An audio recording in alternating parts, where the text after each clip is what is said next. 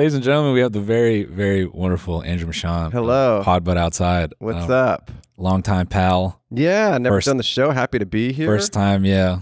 Thanks for having me. Dude, always good to see you. How's your life? You know, sleepy. Fatherhood. It's good. I know you haven't been public about his name, but how's baby Barack? Yeah, baby Brock is he pretty good? Yeah, he's great, man. Yeah, baby Brock Gronk the second. Yeah. yeah. No, but you're doing it. You're feeling it. Yeah, dude. It's great. He's got his dexterity now. Oh wow! And you taking him to the gym and stuff? Yeah, 100%. Yeah, I take him to the climbing gym. He's making gains. Oh, the climbing gym. I like that. Yeah. You're like, go get that. Yeah. He goes up there. Sometimes I put him all the way up and I just leave him. I'm like, okay, make daddy proud. I'll be back in an hour. That's a good visual of a bunch of dads on the ground of a climbing gym and there's just got babies crawling up the wall. It's like a baby race. Yeah, dude. That's how we're gonna decide something important in this country. I feel like. Yeah, me and the dads, we like race our babies like turtles. Yeah. We just put them on the ground and go. Oh yeah, but the vertical race is that's impressive. Yeah, even better. Yeah, they're just swinging around like the fucking paint cans and so dexterity. Are you proud of his agility, like him honestly gaining the ability to do stuff? Honestly, yes, because he's only like 4.5 months and he's already learned how to flip himself over, and he does it with like agility, dude. No, it's crazy. Like if you put something he's interested in on his back, he just and he's already figuring out how to crawl and. It kind of sucks because as soon as they learn how to crawl, that's when it's like it's over because you can't keep him in control anymore. Yes, yeah. So I think that point is coming like way ahead of. He's on his own. You know, so we'll be taking him down to Brennan's in Venice and we'll just let him race the turtles. Oh, that's good. Do you ever crawl on the ground with him? Like kind of crawl around? No, I'm not a pussy. Yeah, connecting with your son is some pussy shit. Yeah, I don't do no fucking corny ass shit. Yeah, like that's true. I like that. You're kind of an alpha dad. Yeah, dude. Yeah. No, I'm super corny around him. I soy jack him all the time. Oh yeah? No, that's a crazy way to say that. Yeah. As someone who doesn't know what that is, congratulations. And I'm gonna head out. Love soy jacking my kid. No, I fucking the soy jack face, the fucking like you're a soy boy. Yeah, soy boy. Yeah. I do that face to him a bunch. Oh, he loves it. Yeah. Damn. Well, I guess it's good to make fun of that face because it is for kids. You know, it is childish. Yeah. You got to grow up, dude. How's your kid, Baby Gronk 2? Yeah. Baby Gronk number 3. Yeah, you know, I haven't seen my kid yet, but I think he's probably good. Yeah. You know, he's out there. Yeah. You know, he's living his life. Yeah. No, I have no kids, and one day. I mean, it's getting to the point where I feel like I should probably have a kid at one point. Yeah. I don't know. It just seems like it's a difficult thing to make that choice. Oh yeah, bro. You ego death. You give it all up. But it's obviously, I feel like if you don't have kids, you're just missing out on a really fundamental experience of the human condition that you miss out on. Yeah. Which is fine if that's not what you want. But if you're on the fence, I feel like if you're 70 and you didn't, you'll be like, oh man, like that could have changed things in so many ways. Yeah, I think there's this weird thing where like, I'm not, if you want to have kids or not, I don't care. But I would say if like you're on the fence, if your reasons are like, oh, what if it sucks? Like it's gonna suck. But a lot of things in life have sucked. Yeah. You know, like you've gotten through worse. That's true. It ain't it ain't all that bad. Also, I've heard this argument that like people talk about, not having a kid because of the environment or because of the climate or whatever. And it's like, well, dumb people aren't worried about that and they're having lots of kids. Yeah. And you're going to need some smart kids to fix things in the future. Yeah. So smart people have to just like quit thinking about that and be like, I need to make smart babies to fix humanity. And now is no better time to try to make a smart baby because the kids, like it's all over TikTok, like kids can't read. The bar is so low. Oh, right. So they're going to be if you have any brain at all, your kid's going to be a genius. Yeah, it's fucking triple, windmill dunking over the fucking over their peers. So. Right. So the curve has been set quite low. So low. Your kid's going to succeed. That's a good point. Actually. Yeah, man. So get in, man. Get in. Buy the dip. Yeah, buy the dip on intelligence. Buy the dip on humanity. Have a kid at the lowest point. When everyone's really stupid. Breed the dip. Yeah, dude. Breed the dip. Breed the dip. Humanity is at its lowest point. Your kid's gonna be a genius, even if it can do very basic stuff. Dude, Breed the dip. I like that. That's human first. Yeah, bro. Anyways, you just got back from Japan. I was traveling in Japan just for fun. I mean, I did some comedy shows there, but mostly just for fun on vacation. Were they fun? The shows were great. Yeah. I mean, it was all in English. Obviously, I don't speak Japanese. I mean, look at me. And no. Some people can speak Japanese and look white. That's a crazy thing they're doing now. But and I went just to have fun, and I didn't go for like pervert reasons. I went with my white girlfriend. I didn't go for he didn't go. I wasn't trying to do that kind of a tourism thing, but he wasn't a freak. I wasn't doing anything freaky, but it was fun. I mean, I've been there many times. I think it's the most fun and like awesome country to travel in. It's just super safe, super easy to travel in. Everyone's really nice. It's very accommodating. Just like everything about it is just like a great place to travel. Like when we were leaving our Airbnb host, who I had never met, he was just like an investment property. It wasn't like we were staying in his apartment or something. Yeah. He insisted that he drive us to the airport. Wow. Like, I'm like, an Airbnb host who drives you to the airport, and then we're on our way to the airport, and I'm like, oh, this is a nice car. Like, is it a Mazda? And he's like, oh yeah, I don't know. It's a rental. He rented a car to drive us to the fucking airport. Wow. And I was just like, and it was just, of course I'll do that for these people, Yeah. And it's like, in my mind, I'm like, if you asked your Airbnb host in America which direction the airport was, he would shoot you with a gun. Yeah.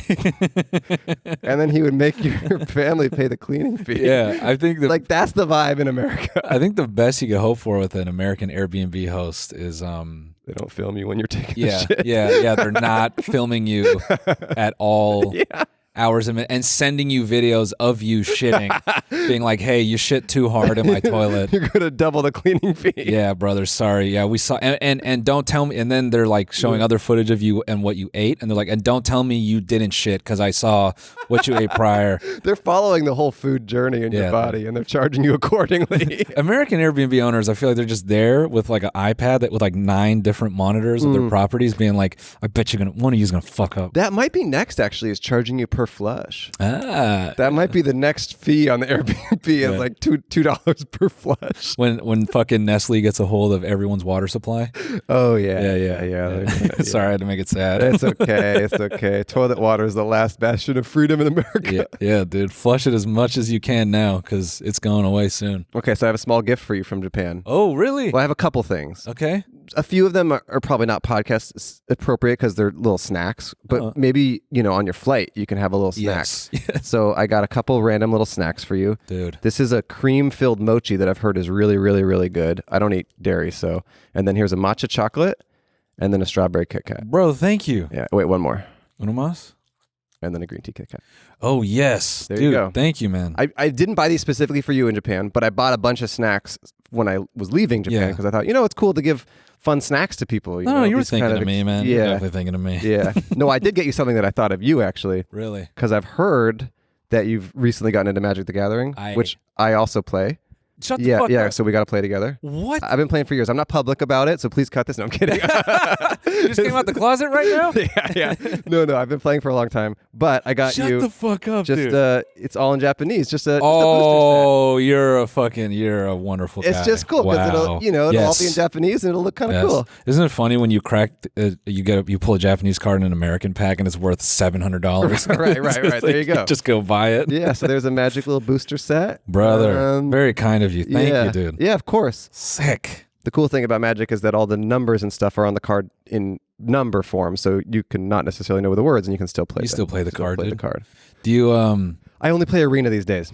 I'm open to playing in person, but I used to go to draft nights and stuff and Friday Night Magic and stuff like that. But then the pandemic happened and I stopped, and then I just kind of never picked it back up. Yeah, so you crossed over. I crossed over, and Arena just makes it so easy, and I prefer limited. I don't really do constructed. I just like. For everyone who's tuned out. Yeah. I like building a deck out of a limited resources of cards, and so I don't really have like constructed decks, but it's a great game. I'm resisting Arena. Oh, it's nice. Oh, you've never done it? No, I've played like the just like the free sets. I could just see my card just going.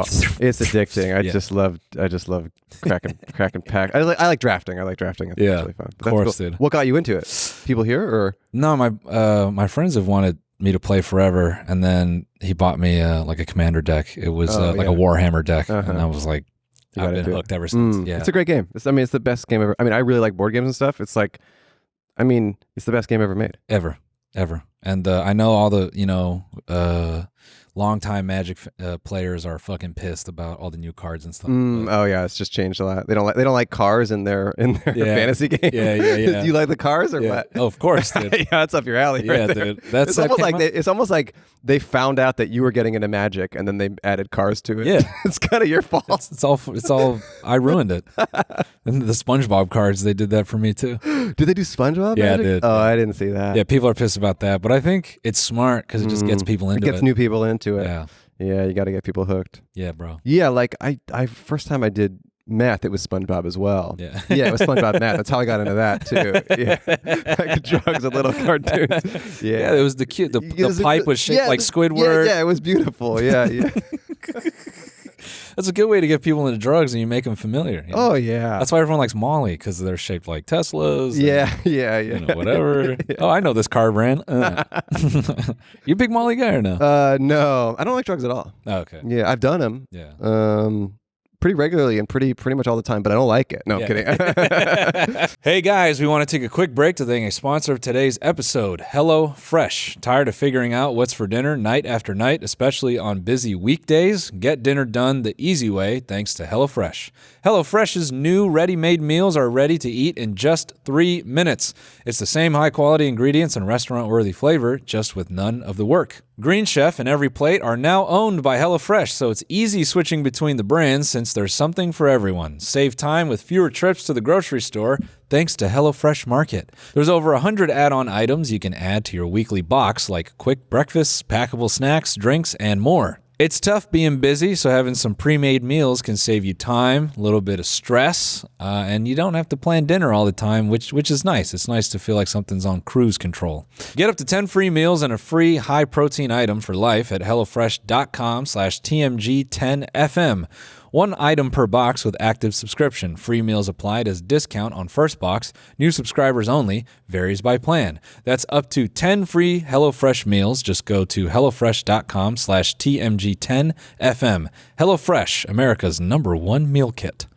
No, I did drugs super young. I had like a really weird childhood. I did mushrooms when I was like 10 years old or something. Oh, that's crazy. 12 years old. I had a really weird childhood. Yeah. Did not know that about you. Yeah, but the flip side of that is that like by the time I was like 16, I was like all my friends were experimenting with drugs and I was like, oh, like I'm done with that. Yeah. Like I'm moved on, Yeah. you know. So I basically don't drink or party or anything. You're basically like 140 years old. Yeah. I did it all when I was younger. I just grew up in like a hippie town and like I did mushrooms on accident. That's what the first time I did it when I was 12 years old. I just like was at my hippie friend's house and his mom gave me some like rose hip tea. Yeah. And then I went to the fridge and like drank 3 more glasses and then she walked in and she's like, "Oh, that's the mushroom tea." Holy shit. And I think I was 5th going into 6th grade. So I don't know if that's 11 years old. And then back to school with like 1,000 years of knowledge. Yeah, I shared the wisdom of the universe with all those fucking twerps. No, I just had a really crazy experience where I tripped on hallucinogenic drugs at 11 years old. And I was alone. I was the only one tripping. And my friend was like shining a flashlight in my eyes. And he's like, "I'm the cops, kid." He's like trying to ruin my life. Give me like the worst trip imaginable. Holy shit. Yeah, it was an intense experience. Did you just thug it out? I just thugged it out. Yeah, I just tried to have an okay time. My brain was not ready for it. Holy shit. It probably did some sort of irreparable damage to my psyche, but I feel relatively well-rounded out now. Why is it like the 1,000 years of knowledge shit is only spiritual? It'd be sick if you could pound mushrooms and like you just like know, I don't know. Right, you don't have to go through that. Yeah. Or it's like second level algebra. You just come back and just like fucking insane at math. Yeah, I've talked about the mushroom thing on stage a couple times and I've said like I don't think you need to unlock the keys of the universe before you've learned all the words. Yeah. You need to like learn how to speak English properly. Dude.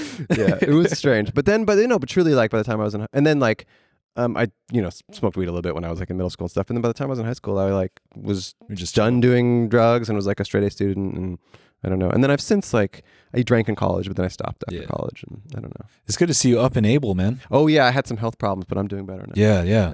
Good. It's been a brutal few years. I'm just happy to hear. Yeah, I'm doing a lot better surfing out there. Yeah, I went surfing yesterday. Have you ever surfed? Has that ever been part of your? Still, no. Never. Not interested. No, I'll go. I mean, I'm definitely gonna wear a cup in the wetsuit. Really? I've never heard of that. Is that a thing? No, I'm just insecure. So, you want people to think you're packing. I have a huge board. Oh, okay. Yeah. So you're out there. Yeah. I mean, I want it to feel like, he can't get up on the board because his fucking dick is way too big, dude. Yeah. He's getting turned on. You could try to like get an erection, and that was what pops you up. That's kind of a good. That's like a surfer hack right there. Yeah. A little bit of a pop up in a couple kinds of ways. Yeah, of course. Cool. Yeah, no, I'm always down to try whatever. Yeah, well, hey, if you ever want to go out there, I got some cups and I got some boards. I'm sure there'll be a point. The funny thing is, I talk about it a decent amount, but my son likes to sleep in. So he's not like a up at 5 baby. Right. His thing is like his reasonable hours. What time does he go to bed? He's like a 9 to 9. 9 to 9. Yeah, 9 to 9. Truly. Kids need more sleep. What's up with that? Their bodies just need it? Yeah, like they need like 12 hours or whatever. Even like 5 and 6 year olds need like 12 hours. Yeah, they right? should be sleeping 12 hours. That's interesting. What is that? They're because their body's growing in that time? I think so. I think that's what it's supposed to be. And like and then old people sleep a lot less because their body's shrinking? Yeah, maybe. Huh. Yeah. Because that's like a stereotype, right? That old people don't sleep very much? They do. They sleep like, my dad sleeps like 4 hours a night. It's crazy. Yeah. Yeah, I don't know why. Interesting. Except then you cross over to that point when you're really old and you go to bed at 3. Yeah. Yeah. Then you're kind of on another tip. That's just practice dying at that point. Yeah, they're just getting a head start. Yeah, they're just seeing what the darkness is like. Yeah, let me take a peek over there beyond the veil. Yeah, they're just weaning off of a 12-hour day. They're like, I only do about 5 hours a day. Yeah. That's good. They have less awake time, more sleep time, and then it's really gradual. It's almost like people don't even notice. Yeah, he stopped showing up for lunch. Yeah, yeah. But yeah, my son he likes to sleep in. So, but I'm sure pretty soon it's going to happen where he's like up at 6 or something. Yeah, but so far he's been easy. Not like I put easy in quotes. There's a lot of aspects super easy. He's a very needy baby. He likes to be held, and he's just like his daddy. Just like his daddy. Yeah, Andrew holds me. I hold him all the time. Yeah, whenever me and Andrew tour after all my sets, Andrew. I hold him like a little baby, and he's like, "Oh, big boy, you crushed." Yeah. You crushed it. You crushed. You crushed yourself. You crushed yourself for a whole hour. You did so good, big boy. You did so good. Yeah, sometimes you just want to be held. Yeah, dude. It would be nice to be held after you bomb. Yeah. Fucking eat nails. Holding you. Okay, man. Yeah, man. It's been good though. Like, but he likes to be held, and the other thing is, he already wants to walk, so he gets like pissed when he can't walk. Really? Yeah. It's kind of fun because he's trying, but he's not able to do it. Yeah. So. But yeah, I hear that. All things you have to look forward to. Hey, I'll be there. Yeah. Do you? I feel like when a comedian has a baby, their whole entire comedy becomes about the baby, their whole act. But it makes sense. It's like that's your life in that moment. It's a tough thing, yeah, because I know like when that happens, like comics get shit for like, hey, you're talking about your But kids. it's what you're doing with your days. Every day is spent. It's like I don't know. That's what your mind is thinking about. I'm definitely talking about it on stage now. It's all stuff that like I don't ever like say on the pod or whatever. But I think I'll say what's different is mine, I think, is a bit impersonal. Like it's for me, just general stuff about and it's like life. Aging. It's really hard for me to not have like these extremely meta thoughts. I don't really. Yeah, you're a philosopher. Yeah, dude. Modern day. I've seen your Instagram bio. Yeah, This philosopher. Yeah, you see me. You see all the like micro dissertations I put out on my close friends and stuff. Yeah, micro dissertations. Yo, this slaps. Yeah. I mean, I wouldn't call it a micro dissertation, but yo, this slaps is definitely. Thanks, dude. Thank you. Yeah, big philosophy guy. Okay, but you're saying you have a bigger picture thought on fatherhood or life. Yeah, it's hard not to. At least for me, like the human experience. Mm-hmm. And then it's funny because then I'll talk to other people and they go, I don't think about that at all. They're like, I'm just trying to get some sleep. Yeah. I'm just worried about it, like shitting and crying and all that. Funny. Yeah. I think I'd be more on your level. Yeah. I mean, I feel like, I'm more in that realm of thinking about things. Some stuff like the stuff that I think bothers some people. It's not that like I'm above it. I just think I'm lucky in that if I had to work like a 10-hour job like every day, I think my thoughts would be a lot different. So of course, yeah. I'm lucky I can think of those things. Of course, yeah. But yeah, thinking is a privileged position to be in. Definitely, being a thoughtful person. Definitely, yeah. No, it's true. I mean, if you're trying to put food on the table, yeah. If you're getting grinded out, yeah. Speaking of American capitalism, what is this now? Edible arrangements making edibles. That one caught my eye. Oh, they're really doing that now? Let's see this. Me and Andrew are we're going to cover the issues because that's what you guys want, right? Yeah, we got to get into it. Two guys who get paid to think. Obviously, you want to hear us cover the issues. No, that's it's weird that they haven't done this already. Right. Have you ever sent one of these? I've never sent one. I never sent one, never got one, but I'm familiar with them. It's food that looks a little nicer. Yeah. And it's a gift. Yeah, it's a gift. I've always only viewed them as like a sexual gesture. Oh, really? In the workplace. That's how I've only ever seen them. Like someone's fucking their coworker and they send them one of those? Or it's like they want to. Oh, really? Yeah, it's like and that's the way to do it? Yeah, yeah. I didn't know that. Yeah, that's the only way I've ever seen it. Oh, damn. Yeah. So I got to start doing that. Yeah. I don't have coworkers, but like I got to start. I start giving these to comics. Hey, I saw you the other night. I thought your set was really good. I have a girlfriend. You're not interested in me, but here's an edible arrangement. An edible arrangement. So wait, there's edible. Let's see. Let's take a peek here. I got some. Yeah. You know, out into edibles, the edible kind, just what you're thinking. The company best known for chocolate-covered fruit baskets and other edible sweet treats is now branching out into THC-infused products like drinks, chews, and enhancers in a market where marijuana products are legally permitted, only in those markets. The popularity and use of edible marijuana products has skyrocketed with the legalization of... Yeah, sure. Wait, weed's... Well, hold on a second. Weed's legal? I gotta go. I had no idea. Man, end it. Yeah, when I said I wasn't into drugs, it's because I'm trying to follow the letter of the law. But if they legalize that shit, I'm all over it. Oh, yeah. Interesting. Okay. Yeah. Cool, guys. Yeah, I mean, makes sense. Edibles arrangement. Yeah, I get it. You see how they did that? Yeah, I like that. They sell stuff you can eat. I mean, I think maybe that's the maybe as capitalism continues to be more difficult to eke your way into success, everything will just have to be everything. Yeah. Like every store will serve everything because they just got to be like Amazon did that, like they obviously started with books and now it's like you can get everything you want there because if you can just capture all of someone's needs, you'll obviously make more money. That's my big brain. That was my big brain capitalist thought after I read Communist Manifesto. Oh, interesting. It was like there's a section about like how like labor essentially or like the natural behavior of capitalism is that labor ends up being like, you cheapen it and then you pool more of it together to beat the output of like one. So you have like two cheap factory workers I forget like the exact, but basically it put my head in this thing where I'm like, if stuff can be done the cheapest way possible, you mean? Yes, like the economies of scale or something. If you have like more people involved. Yeah. Or I think it's about like figuring out how to offer something for less, and then you like basically pool more labor to get that done. I think that was the principle. I'm butchering this really bad, but my point is like, you're a Marxist. I get it. Yeah. I fucking hate America.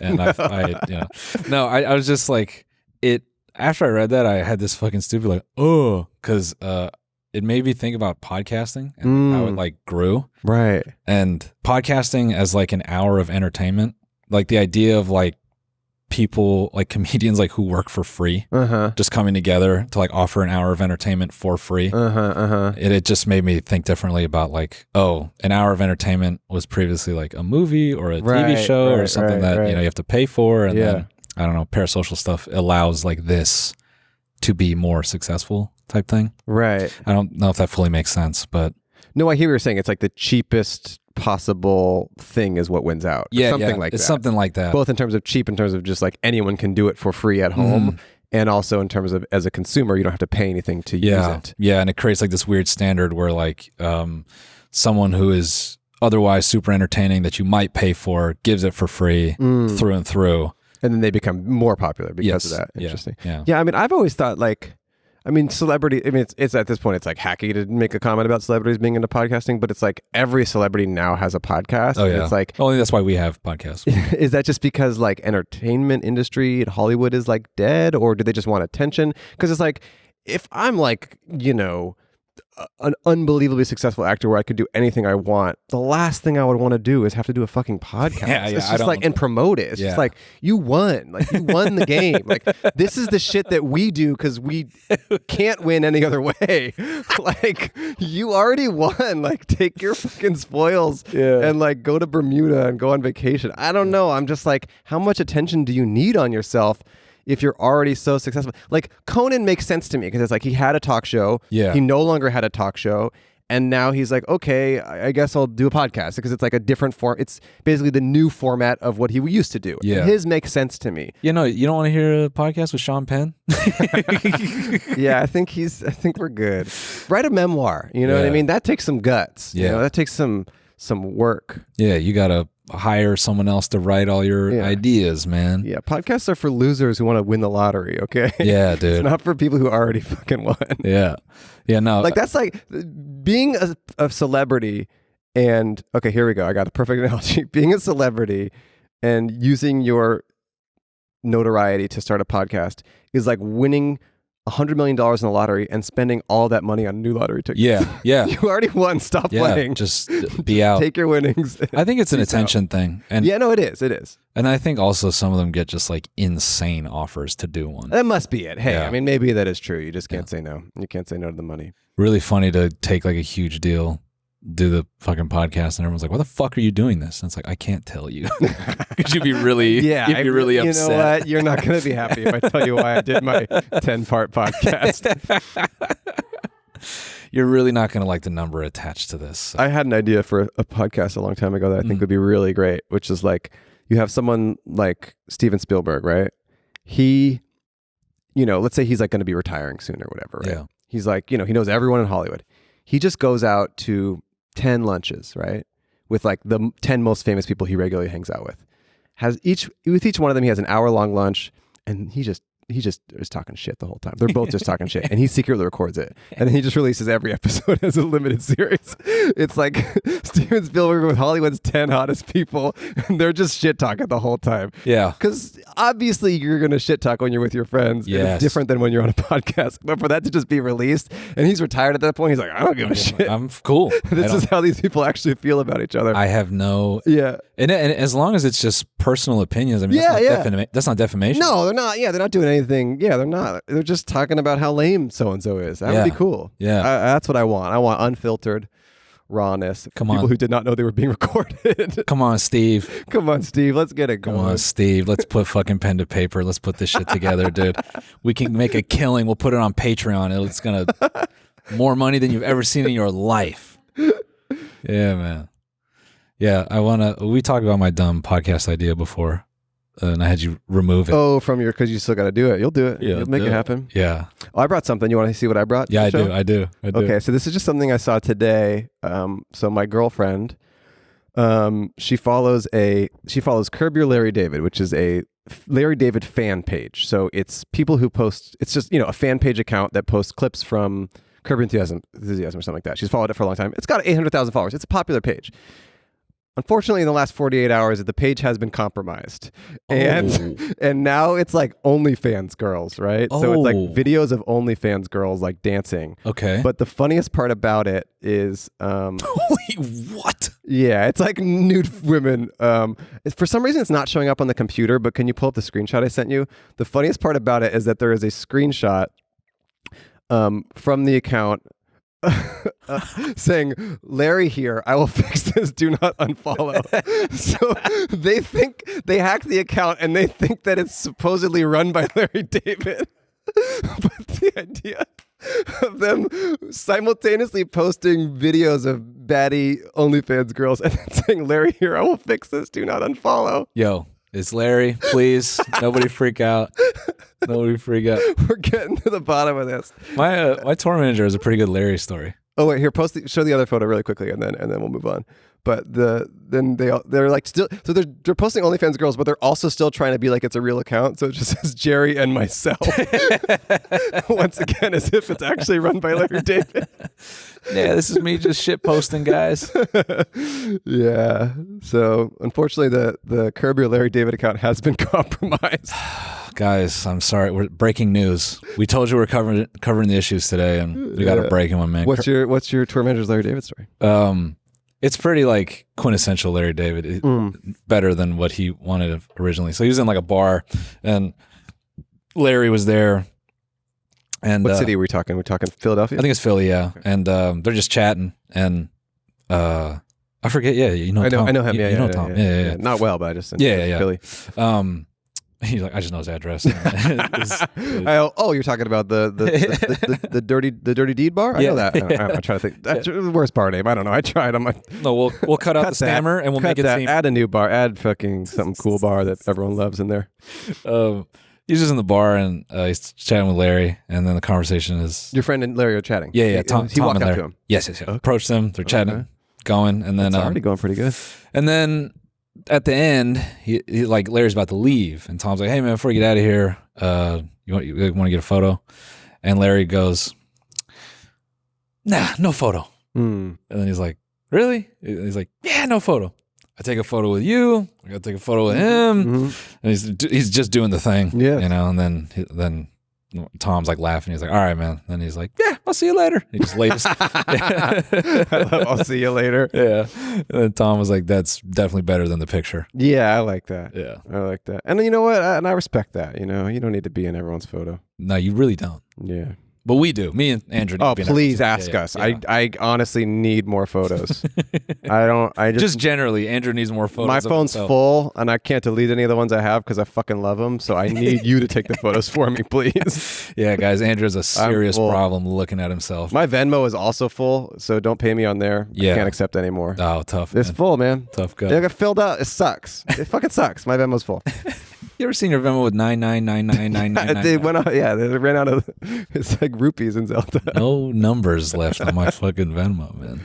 What else you been up to, man? Just chilling? I'm just chilling. You know, I went on my trip to Japan. I had fun. I been surfing, doing my podcast. You know, you done it. You did it recently. In January. That was really fun. Podcast But Outside. Interview strangers on the street, always fun. It's a blast. You've done a couple episodes. Those have been really, really fun. Yeah, dude. Doing that a little bit. Did some in Japan, actually. That was pretty fun. Oh, yeah, nice. Yeah. Nice. It was kind of cool to... I forget. I tried to say it with my buddy James. It didn't. It didn't work out, but it was not his fault. Your buddy James is cool. He's a race car driver who looks exactly like Timothy Chalamet. Yes, exactly. Like, I see this Timothy Chalamet lookalike contest, and I'm like, this guy looks way more like him than any of these people. Yeah. James Poole. Shout out to the boy. So he's a race car driver. That's race car driver. Yes. Interesting. Yeah. He races GT3 in Japan. Yeah, that's cool. Yeah. Really? Are you good at driving cars? I know you're into it, but is that something you feel like you're good at? Yeah, show this Chalamet looking kid. Show this Chalamet looking ass motherfucker. Oh, this is him cosplaying. He would hate this. Yeah, zoom in on this one. He would hate that. Oh, there you go. Look at him. He looks exactly like Timothy Chalamet. Come on now. Timmy C, baby. Come on now. So I would say I'm decent at karting. Karting is where I put most time. Small cars. Yes. You know, I'm built for them. Little Mario Karts. I don't know how... I've not driven full-size cars on a track. I've not spent a lot of time in that type of seat. I've driven what's called a legend car. Those cars are tiny too. They can fit here. They're actually very scary. But that's the most I've done as a full-size car. So I would say I'm decent at karting. And anytime I go out with race car drivers... They always give me, just some props. They're like, you know what you're doing. Yes. Okay. Because you put in the time on the car. Transfers over. Yeah. I went karting in Indiana once, and some guys they had a team over there, and I like stepped off, and they're like, "Shit, we didn't know you was a wheel man." I was like, "Oh, nice." I like that. They're like, "Noel Miller, the wheel man." I'm like, I like that. All right, you know what you're doing. Yeah, dude. But when you're racing a full size car, is it just a whole nother level of it's very different fear and other stuff, or is it just skills? I haven't driven full size, but I would say like I think the difference with full size is there's more pressure because if you crash, way more money. And these are specialty cars. Like you couldn't take like a normal car on the street on one of these courses. Oh, you definitely could. Oh, okay. Yeah. But what kind of car are you, like? Are they like not like Formula One cars? No. Like they're like Porsches or something like that. There's all kinds of categories. Like the one that everyone goes to after karts that's like most affordable, I would say, is like Spec Miata. That's what they call it. Okay, all right. So it's all Miatas. Okay, yeah. But like done to the. Yeah, like you can race them. Like they're there's like rules and stuff. But I think a season of that costs like $70,000 at least or something. Just to race on. Just to race, yeah. And then you have to bring your own car. Yeah, and then there's a And what do you win money? No. So it's just I think cars in general are kind of bottomless pits of money, but like enthusiast cars are even more so. Oh yeah. It's just all it is spending money. Yeah. Racing is like not lucrative until like Formula One. Yeah. There's a few people who make a good living. Yeah. Everyone else is just eating up all their. Literally. Yeah. It's crazy. But it's so like mind blowing because motorsport is still so popular. It does like obviously we have NASCAR. Obviously. Yeah, obviously. Obviously, we have NASCAR. Obviously, we have NASCAR. Obviously, I mean. But yeah, but there's lower levels too that are just they're not making much money, but they're still good at. I think it's better, yeah. Like, and there's more of that I would say in Europe. But yeah, so What are those things where they like close down cities and stuff, like Gran Turismo style? What's that called? That is, so they do that. There's just like some cities that are known to host. Long Beach, actually. Oh, really? Yeah, the Grand Prix coming up in April. Oh, yeah. And they close down city streets, and it's like a whole crazy route through the city. Yeah. IndyCar races there. Do you go to that stuff? You see that stuff? I went to last year's. I was going to go this year, but you're gonna be in Australia. I get back in Australia right when, so it's not going to work out. But I'm fingers crossed. I'm gonna go to the Indy 500. Oh, that's cool. Yeah. But that's on a course. That's 500 times around. Yes. Yes. Right? Yeah. Hey, I know. Something like that. I know my shit. and they're rocking independent trucks, which is why it's called Indy, right? Yes. Okay, cool. I know skateboarding too. I know it all. Yeah, nice. You get a nice Ford, you put some Indy trucks on the thing. You're cruising. What's nasty about the Indy 500 is if you win, you got to slam milk. Oh, really? Yeah. Damn. So you couldn't win, dude. No, I don't fuck with dairy, really. Damn. Is that really what they do? That's the celebration? You slam milk? You have to like... They could do oat milk. Come on now, for a player like me. Look, pull it up. IndyCar, or put up Indy 500. Oat milk. No, look up milk form. It's they drink milk at the end? Yeah. Oh, they pour milk on them. But people slam it. Like they slam it. They drink the milk. Yeah. Why? What is that supposed to do? Because is it like when you eat hot wings? Similar? Like you got to cool down your insides from going around so fast? Yeah, dude. You're cooked in there. Your insides are cooked, and they're trying to cool you down. Yeah. If you want to know what it's like to be a race car driver, just eat some Indian food. Yeah. You pour milk down you, and they pour like kind of ice on the car. Yeah, man. You got to eat some yogurt too. Just chill it all out. What is this now? In 1936, when Meyer won again, he sipped his milk from a large glass. Well, fuck him. Fuck that guy. Louis Meyer. He enjoyed a glass of buttermilk. Yeah, but they give you like drivers will post like their form on the day of, and they check whatever milk. It's got to feel like they check what milk they want if they win. Damn, I feel like that would taking your lunch order, but your milk order. I feel like that would fuck with me though. Like, I'm trying to think about winning, and then they already put it in my head like, well, if you win, you know, whole 2% are fat free, no oat. You should be the first. I want to look. I don't really care about the car thing, but I do want to bring oat milk to the Indy 500, and I think the only way to do that is to get good at it. Yeah, dude, we're just gonna have to get you a seat. All right. So pull the strings, guys. All right. You know what? I'll start practicing in my Cybertruck, and then I'll move on. Yo, indestructible. Speaking of Indy cars, indestructible cars. That Cybertruck, man. All those videos I see of people like hitting them with hammers and stuff. I want to try it.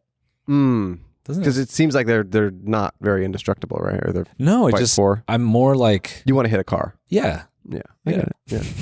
I just want like they do crazy stuff. They'll throw a bowling ball at it. I'm like, I want to do that. Yeah. I don't know. I still have that like childish like I want to be like you want to break stuff. Yeah, just a little bit destructive. Yeah, you want to move fast and break things. Yeah, dude. That's why you're a podcaster. I want to move fast and break stuff. That's why I do stand-up comedy. Because I'm going to break you mentally. What is this now? Neighborhood motorcycle jump? These are the issues, guys. Me and Andrew are we're coming for SNL, dude. Oh, I saw this actually. Did you? It's pretty good. Let me see this guy. Yeah. Neighborhood Evil Knievel. Did you do this as a kid? I was into like BMX, but I mean I was really into skateboarding. Yeah. Oh yeah, that's here. Oh, that's a little practice.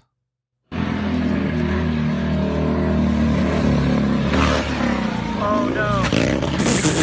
Pretty bad. God damn, that tailbone is burning. Yeah, Tyler. Yeah, nice. Yeah, I like all the videos of people getting hurt. I do too. Well, because it's like I don't follow any specific sport, but my algorithm has, learned that I like it when people get hurt. Yeah. So if I see any sort of video of a sport on my screen, I can be guaranteed that person's not going to survive. Get fucked up. So it's kind of like, all right, here we go. It's like I'm not watching a snowboard video on purpose. So if it comes across my feed, it did not end well. Andrew having all the niche sports knowledge of like dead participants. Oh, isn't that Johnny Greenback who played for the Bears? Oh yeah, he fucking died, right? Surfing is the one exception where it'll show me real surfing videos because I like surfing, but all the other sports I don't know. And skateboarding, I used to do it. But ooh, bro, we gotta sponsor you to do Nazare. I should. Yeah, I think it's a good thing is to go.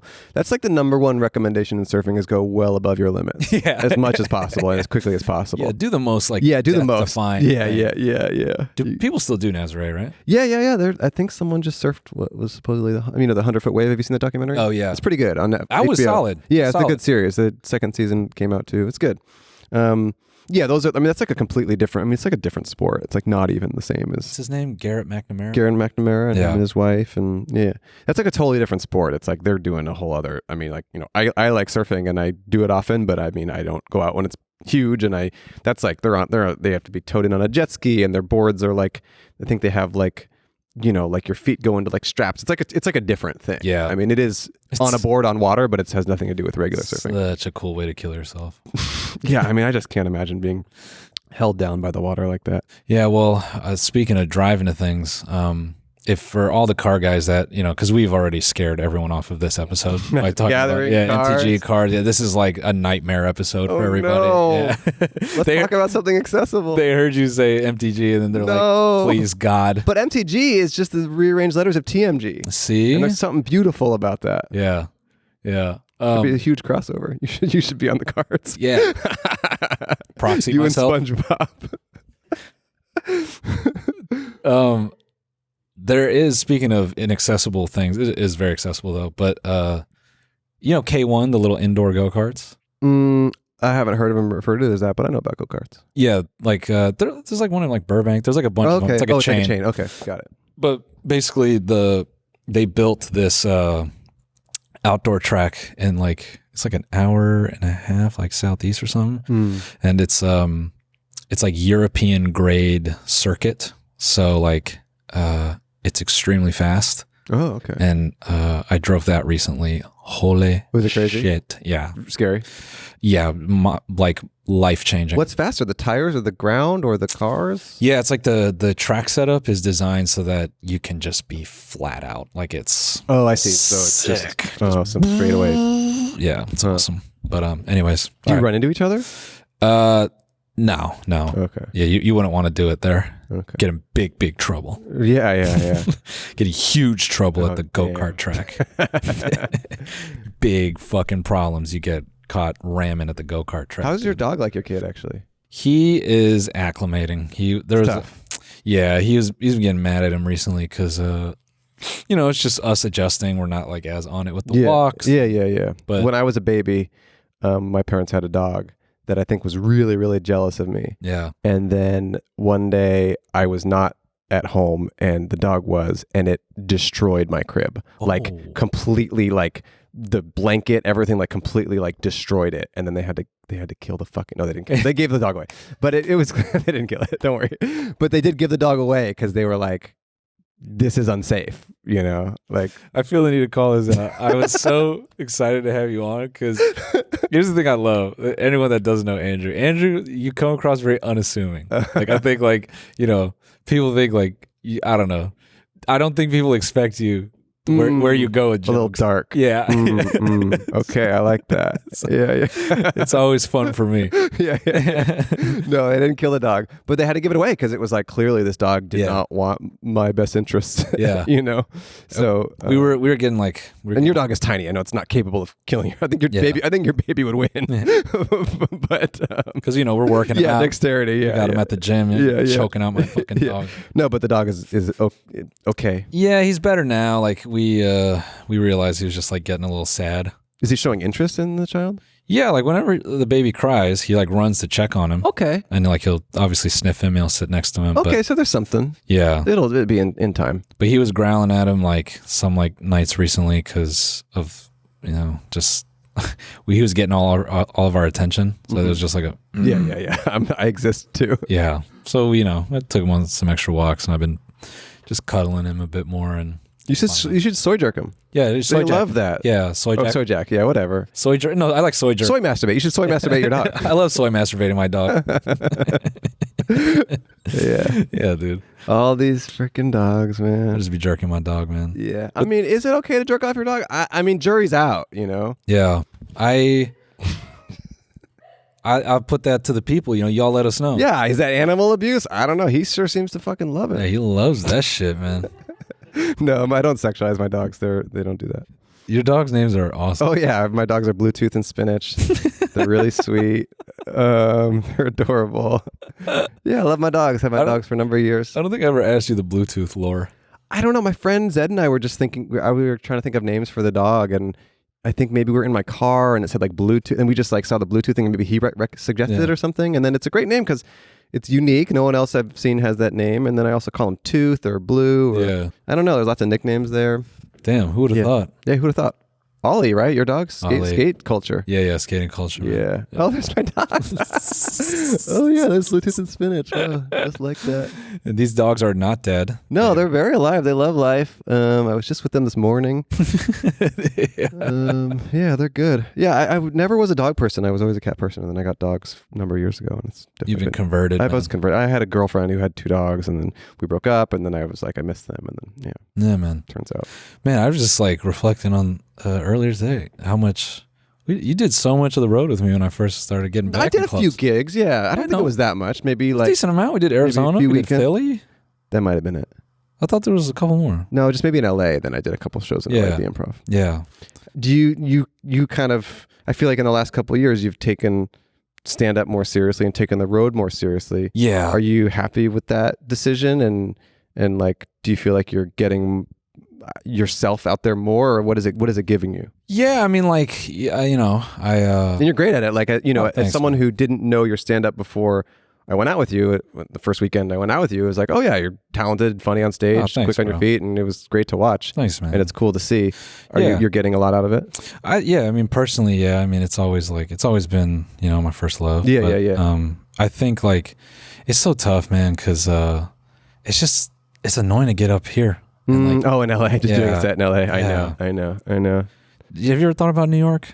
I don't really want to live there, but my girlfriend's from there. I like the city. Obviously, it's a nice place, but it just feels like, I don't know, like unless you're like just absolutely killing it, it feels like a hard city to live in for a number of reasons, like financially, and then also just like your time and your energy. I don't know. It just feels like it beats you down a little bit. LA 100%. Is like, I can do what I want to do for work here in LA, but then I can also go to the beach. I can go on a hike. I just feel like your life is a little bit more rounded here. I mean, it's very obvious, but that's just what it feels like. Yeah, I agree with that. But New York is definitely better for stand-up. You can do a lot more sets. I know. It's just the one tough thing. But I mean, to answer your question, I'm getting a lot out of it personally. Like I love it. I think now I've kind of, I'm at that point where, I'm trying not to hyperfixate on like, what is my voice? I'm trying to just keep it authentic, which I think is always like tough because you do enough, and then like you get this weird like amount of data where you're like, what works, what doesn't, blah, blah, blah, whatever. Yeah. It's a hard. Yeah, it's like that whole thing of identity in stand-up is very interesting. That concludes today's main episode. If you'd like to see more, check out the bonus episode at tmgstudios.tv. Thanks to Andrew from Podcast But Outside for joining us. He has stand-up dates in May. Check him out at andrewmichaan.com/live or check out his socials. This week on The Bonus. I think it's good to like eat shit. If you are into new age, crystals, or anything of that matter, you will burn in hell. You gotta free the dick, free the nipple. Free the everything. Yeah, I'm obviously jacked, but I would like to be even more so. Watch the full episode by signing up for a membership at tmgstudios.tv.